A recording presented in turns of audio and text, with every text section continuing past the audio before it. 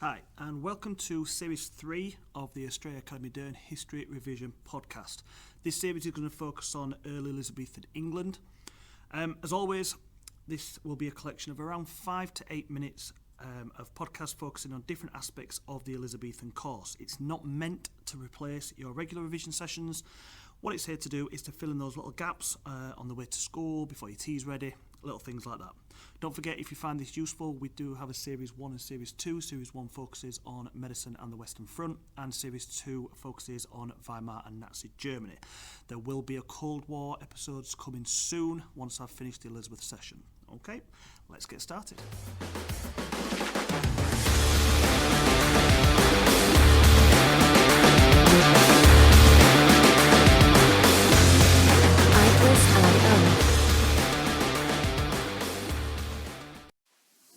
So this is episode 4, and this is going to focus on the Spanish Armada, the event that brings us to the end of Unit 2 in the course. The way I'm going to discuss the Armada, I'm going to do it as a narrative. So even though you don't do a narrative question in the Elizabeth section of the exam, it's probably the best way to look at the Armada. Okay, so we're going to start with why. Why did the Spanish choose to attack England in 1588? And essentially there are 5 reasons for this. Number 1, as we looked at previously in the previous podcast, Mary Queen of Scots has been executed. Okay, and so for revenge for that, Philip II decided he was going to attack England in Mary Queen of Scots' honour. Okay, the second reason, probably one of the more key reasons, and the reasons why Spain and England are in loggerheads with each other, is because they want to turn England into a Catholic nation again. They don't like this strong Protestant country being in Northern Europe. Okay, Elizabeth has rejected Philip II's marriage proposal on more than one occasion. He was, of course, married to her half-sister, Mary. So feeling a little bit of a bruised ego, a little bit embarrassed by the fact that he can't get the girl Philip chooses to attack. Then we've also got circumstances outside of England. Okay, the first one being Francis Drake, who has gone on this big raid on his circumnavigation of the world, attacking Spanish colonies, stealing from Spanish ships, essentially being a pirate. And not only does he do that, not only does he steal thousands of pounds worth of goods and silver and gold from the Spanish, he also gets rewarded by Elizabeth when he returns, when she knights him aboard his ship. And Philip saw that as a real kick in the teeth to him, that this guy who supposedly wasn't working for Elizabeth, who was supposedly working independently, has then been rewarded the second he got back to England by being knighted. And then also you've got Elizabeth's involvement in the Netherlands. Okay, so the Netherlands are trying to break free of Spanish rule. They're a Protestant nation. They've turned to England for help. England have been quite standoffish. We've provided care and we've provided advice, but we've not really got involved.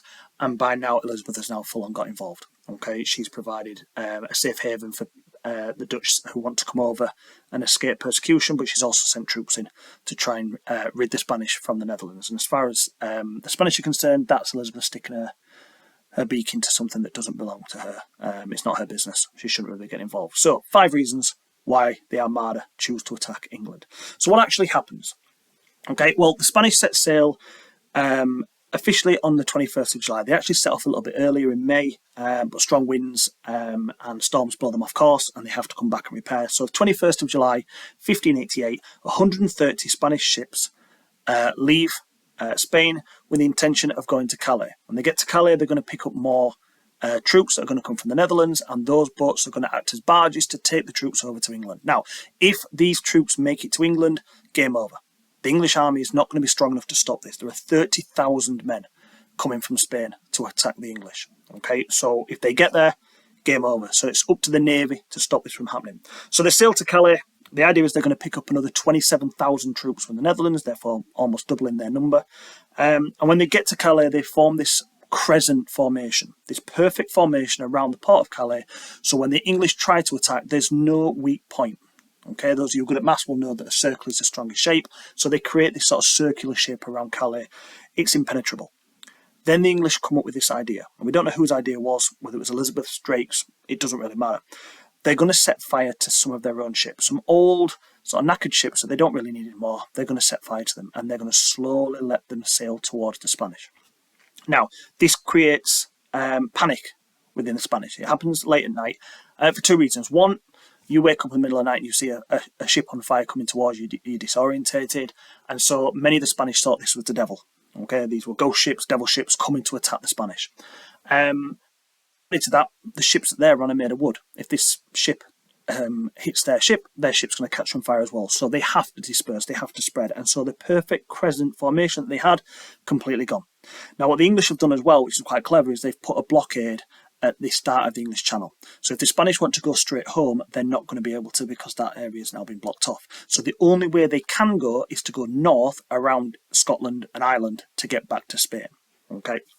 Now, this is where we have the first big battle, okay, and this is the Battle of Gravelines, okay, and this is on the 8th of August. The English ships are faster, they've got stronger cannons, they're more manoeuvrable than the Spanish ships, and so this quite close ship-on-ship conflict, the Spanish suffer major losses here. And because they have to get away, they sail even quicker around the top of Scotland and Ireland. Now, if anyone's ever been on holiday to Scotland, you'll know the weather isn't always particularly nice. And so when they got up to northern Scotland, the wind, the rain started battering their ships, quite shallow waters, big rocky areas, and their ships get destroyed. Okay. At the end of it all, 130 ships set sail from Spain, only 67 come home. 30,000 troops set off. The troops from the Netherlands never arrived. Probably should have said that earlier. Only 10,000 men come back. Okay, so they suffer around 20,000 losses manpower-wise, and they lose about half of their ships. So what is the result of the Spanish Armada? Well, number one, Protestantism is seen as the victor.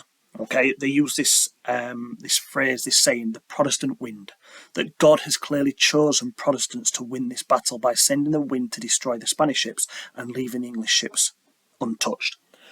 Elizabeth comes out of this as a great leader.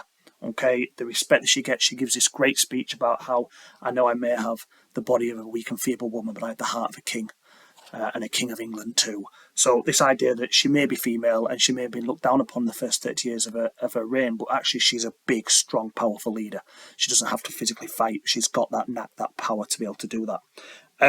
England are now seen as a real powerhouse, and it makes the French very, very wary of us. Okay, Spain are pretty much done. They've lost half of their navy. They've lost 20,000 men. They're not going to be a major force again.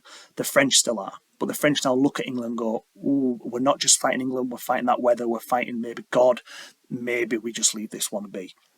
Okay, and then the final thing that I find fascinating is that, 20,000 men, half their ships, England don't lose a single ship in this battle. Every single English, apart from the six to eight that we burnt, but they were ships that we sacrificed ourselves. The Spanish don't actually sink a single English ship.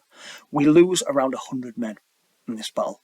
So the Spanish lose 20,000, we lose 100. And I think that goes to show just how well prepared, how well they fought. The tactics that the English had were absolutely superb. And it essentially puts to bed the rivalry between England and Spain. England have come out on top, Spain have gone back, and maybe could argue never were another military force again in their history after this point. So that's the end of episode 4.